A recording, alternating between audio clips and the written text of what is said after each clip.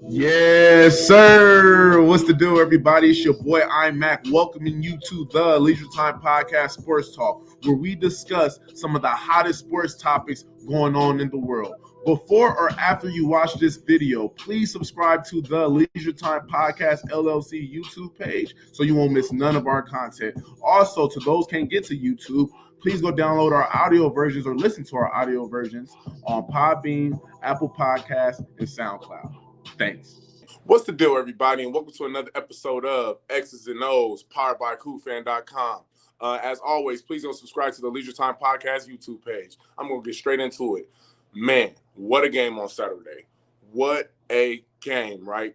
44-41, we ended up getting the L against number 15th ranked Oregon. But, man, guys, we should have won. We should have won. I don't even know what to say, really. Giving up 29 points in the fourth quarter, right? Obviously, that's not what our defense is about. That's not what our identity is as a team, but it happened. First and foremost, I want to shout out the offense. I want to shout out the offense. They started fast. They had a demeanor about them that was all focused, and they wanted it. Cam Ward, awesome game, right? 37 for 48, 375 yards, 2 touchdowns, 2 ill-advised picks, man, but it happened. The kid was all over the place making plays. I'm going to come from now on. His name is Kyrie Ward. Kyrie Ward, because he is spectacular in that pocket. And how he could just maneuver with the football in his hand is so impressive, right? I still want us to run the ball a little bit more with him. I like what he brings. I truly do. And I feel like if we ran the ball more with him, right, it will open up more of our deep passing game, because right now we're a really short to intermediate route team. We're not getting the big explosive 40-yard plays downfield, 50-yard plays downfield, right? And I feel that our offense is lacking that. Yes, Stribling is starting to emerge more, though. He really is. But right now, I don't see enough vertical plays. I don't see enough vertical plays. And I don't know if that's because of the O-line and the protection. Obviously, they're kind of shaky right now. But we knew this coming into the season, right? Coach McGuire has a history of coming to a school, and in a 2 to 3 year process, he has a bunch of first rounders, right? So just be patient with the O-line, right? But they didn't do a good job really keeping that pressure off of Cam, and that's why he had to do a lot of things. And I feel like that's the reason ultimately why he threw that last pick, right? Because he's so used to getting the ball out of his hand, right? He can't got time to process stuff and do those kinds of things. The UIW connection is real. Shout out to my boy again, Robert Furrow, El Camino College alum, right, just like me. I love the fire he's bringing to this offense. During the broadcast, they mentioned that he's kind of like Max Brohy, and I see it. I can really see it, but he's just at the receiver position. He brings a passion and a determination I feel that we were lacking, right, at that slot receiver position. Obviously, Renard Bell is awesome, right? He brings a different element, but Robert Furrow reminds me of the Cal Sweets, the River Craycrafts, right, the Bobby Rattlers, right? Them true wide receivers that we have in the air raid that could just make tons of plays. I mean, tons of plays. But all in all, offensively, guys, I got to give the player of the game to Cam Ward. When the O-line is not playing the best, and keeping his composure, right? Keeping his composure. And I feel like Cam Ward, just being a young redshirt sophomore, he has tons of football left in him and tons of big plays for the Cougs left in him. Defensively now. Too many big plays. I understand defensively you want a team to drive down the field, right? Meaning that they start at their own 20. They drive, get to 10, 15 plays, get to the red zone, you stop them, hold them to 3. The problem was that that Oregon was getting to the red zone too fast. In the first half, third quarter, we did a good job stopping them scoring drives, right, in the red zone. But guys, when a team could just feel that confident moving the ball on you, right, it's just never a good feeling. Franklin and Nix, man, their connection was unreal. I think Nix threw for about 428 yards and 3 touchdowns. I'm not dissing our secondary at all because I feel like they've been playing lights out, right? But that's the kind of competition they're going to see more on a regular basis. Idaho didn't have explosive receivers like Oregon. Wisconsin, not explosive receivers like Oregon, right? Colorado State, not explosive receivers like Oregon, right? So when you finally get into pack play, now we're going to be playing the Oregons, the Oregon States, right? Arizona States. Our DBs got to realize that we're about to be really playing some receivers, real West Coast, Southern route running receivers, right? So we got to get better in the secondary. Kudos to Oregon's offensive line. We got pressure, but it wasn't consistent enough. they did an awesome job keeping Bo clean, not allowing a sack, right? We did get pressure at times, right? But I feel like us not affecting the quarterback a little bit more ultimately led to our demise in that fourth quarter, giving up 29 points, right?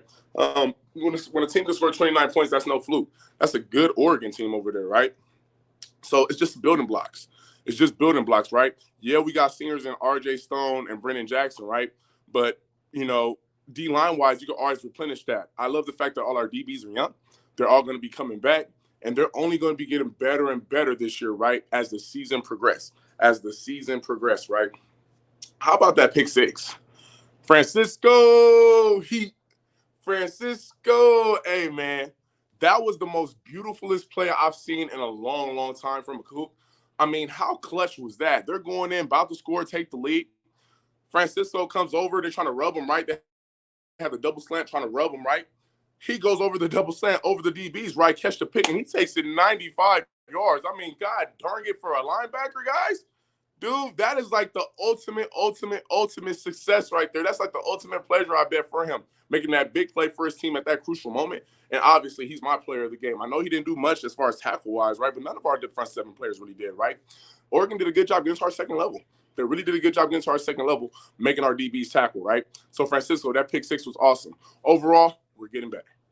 We're getting better, guys. And I truly, truly feel that if we can continue to get better, continue to work offensively, need to use Billy a little bit more, I feel like we kind of abandoned our tight end game, was more in dub sets, true dub sets. And obviously when Robert comes back and you have guys like Bill, you want those guys on the field. But Riviera gives us that illusion, right? He gives us that illusion that we can run the ball. So I really feel that we need to get him back in the offense more consistently and honestly start to use him a little more. Dumps to the flats, right? Angle routes, right? Slipping them on a zone fake flat route right there, right? Let's continue to use the tight end.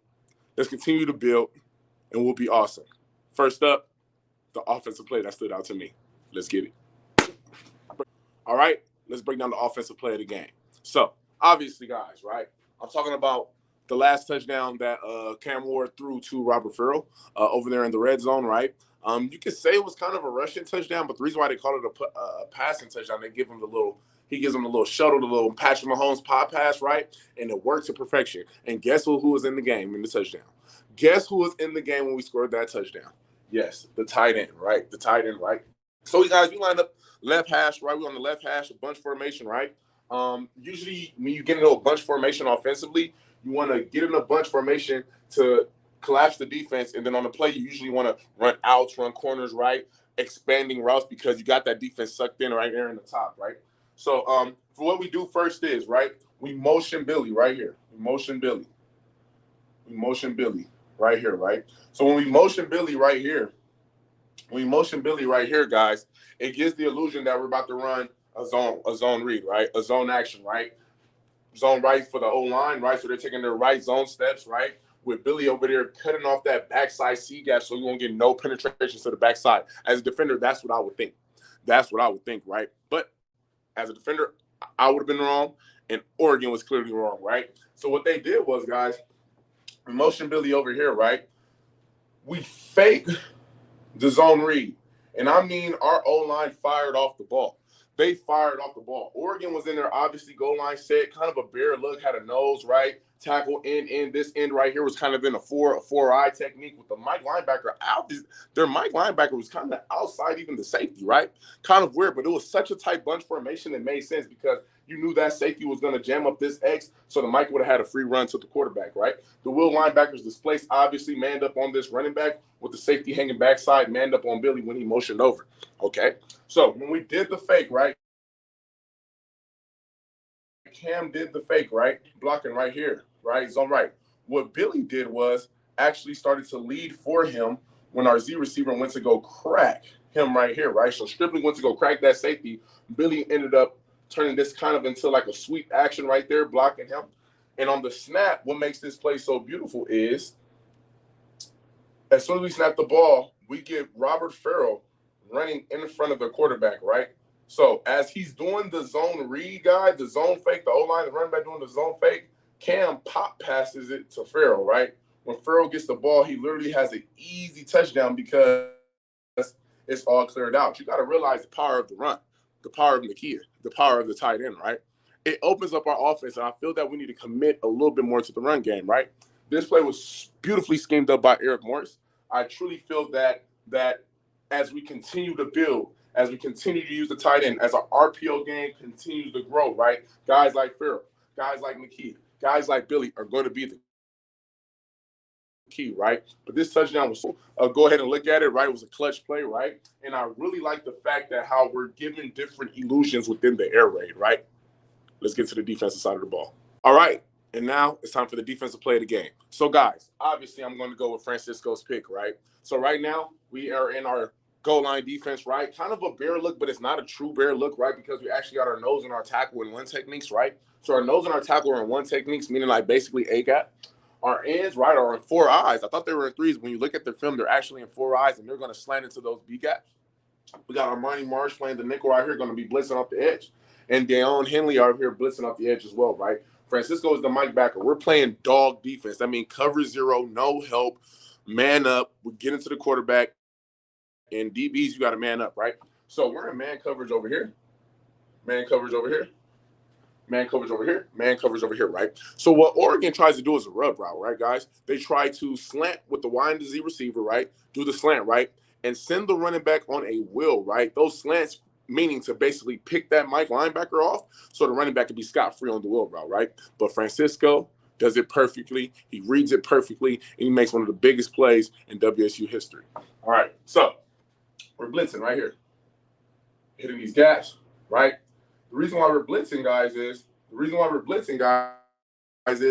want to give Knicks time. We're in the red zone. It's not a lot of space to work with. I'm a firm believer of blitzing the crap out of the quarterbacks in the red zone because, guys, he don't have a lot of space to deal with. If you just take away the outs in the corners, right, and obviously the slants too, and I know that's a lot, but that blitz and you get that pressure, quarterbacks tend to keep willing, and their arm, right, is not as accurate and as precise, okay? So we over here, we blitz it right here. This receiver right here runs a fade route. Our corner is manned up on here. This H receiver try to run a whip route. We're manned up right here with our safety, okay? So now I'm going to focus on Smith-Wade, and I'm also going to focus on Hicks right here, right? So Hicks and Smith-Wade does an excellent job pressing and actually getting hands on a receiver. One of my pet peeves is when you press corners or safeties, right, in man coverage, and they're in press position and they don't get hands, right? Like the whole purpose of being pressed is to get hands on those receivers to slow them down, okay? But we did an awesome job slowing them down. So when this wide receiver do a slant and this Z receiver do a slant, Hicks and Smith-Wade does an excellent job taking these away, right? Taking them away. But what Francisco does, and it's a veteran linebacker move, instead of covering this running back that's doing the wheel, right, instead of going underneath the slants, he goes over the top. So as he goes over the top, he's able to have vision on the quarterback and see the ball angle, right? This is some next level stuff. And it was very impressive. So as he does that, right, the whole time Francisco is reading it. So when Nick throws the pass, Francisco picks it, and he takes it to the house. And I mean to the house, he takes it 95 yards, guys. It was by far one of the most impressive plays I've seen from a linebacker in a very long time. I mean, getting that interception at that moment, it's 10-7, we're down, right? Dude, if Oregon scores that touchdown, who knows? We may not even get to 41 points, right? So this play right here has to be one of the clutchest plays I've seen in a bit. Francisco did his thing, and man, I cannot wait to see more big plays from him in this Cougar defense. All in all, guys, you know, this game is about winning and losses, so I'm never, ever proud of a Cougar loss. But what I am proud of is the effort that the boys showed. What I am proud of is Cam Ward and the wisdom that he showed all game, right? We're building. If you look at the roster, we're a young team. Right? So as we continue to grow, continue to get better, I'm telling you guys, we're going to set this Pac-12 on fire, right? I think that defensively, right, this was a good game, right? Sometimes it's good to show little chinks in the armor, not for the other team, but for yourself. Now those DBs know what they got to work on. Now those D linemen know what they got to do against spread teams, right? So as we continue to grow and get better, I believe that will be an awesome show.